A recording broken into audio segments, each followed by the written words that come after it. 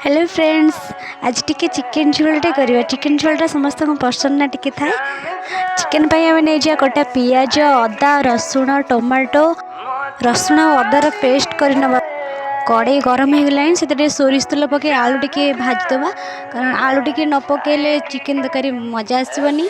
आलू भाजी गला काढ़ी नबा, तापर से तेल टिके चीनी पकेबा तरकारी टेस्ट पाई, तापर तेजपत्र डालचीनी गुजराती पकाइबा, तापर कटा पियाज पकई टिके भाजी नबा। पियाज टिके गोल्डन कलर हो आसले से अदा रसुण पेस्ट रखी से ऐड कर नबा। मसला पाई लंका पाउडर धनिया पाउडर जीरा पाउडर हल्दी लुण स्वाद अनुसार कस्तूरी मेथी ऐड कर नबा। मसला टे कषि आसले ऐड कर नबा कटा टमाटो। मसला टी आउ टे भलसे पानी दे कषि नबा। मसला टी आसले